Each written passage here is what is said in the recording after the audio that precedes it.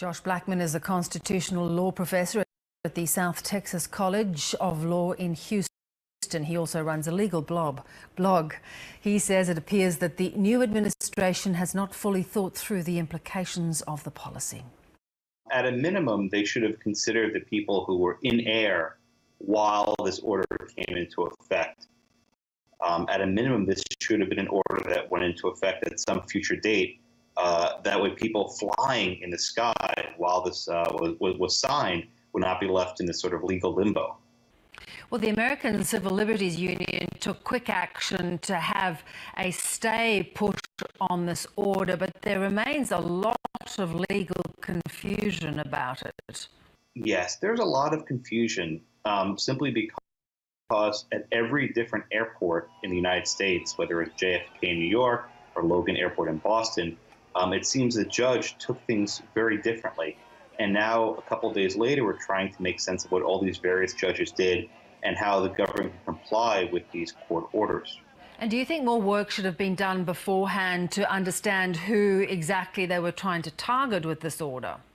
Well, that's the problem. The president has said that this is a temporary ban for 3 months, and then they'll reassess whether more strict vetting has to be put into place before aliens are allowed to be admitted.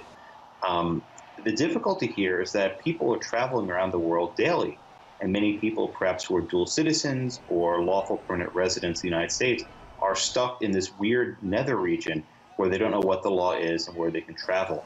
More than anything else, this has created a lot of chaos and uncertainty, which is always a dangerous aspect of the law, especially when you're dealing with people traveling globally.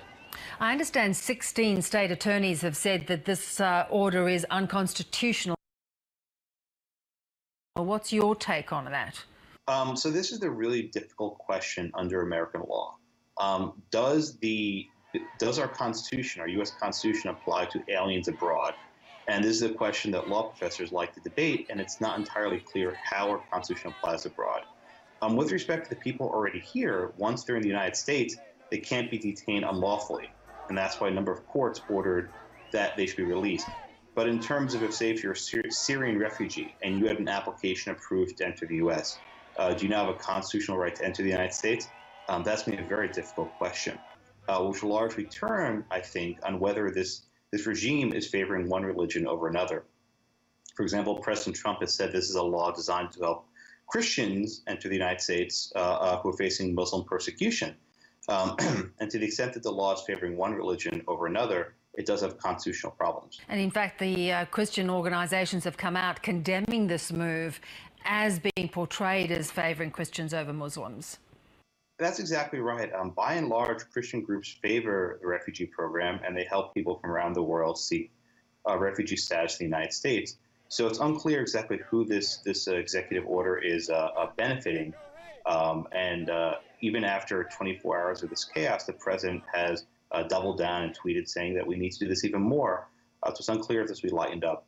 Do you think this executive order will stay intact, given that there are a number of planned challenges against it?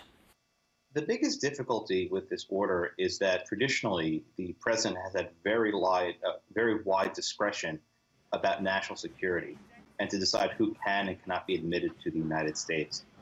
For the courts to intervene, they will have to decide that their judgment about who is and who is not safe is better than the president's judgment. Now, as a matter of numbers, virtually zero refugees have ever engaged in these sorts of terrorist acts in the United States.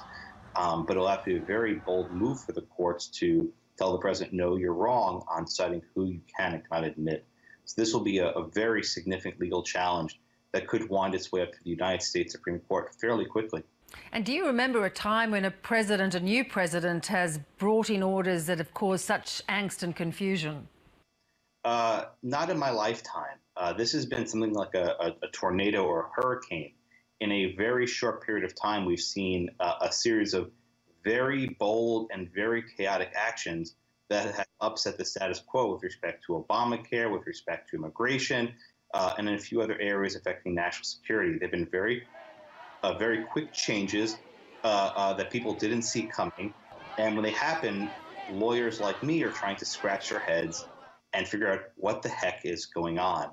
So if nothing else, this is a very chaotic and uncertain period as we're all trying to make sense of these new actions. And what does it tell you about how well connected Donald Trump is to the people who are there to advise him, given he is a new president? The big question is which lawyers are talking to him.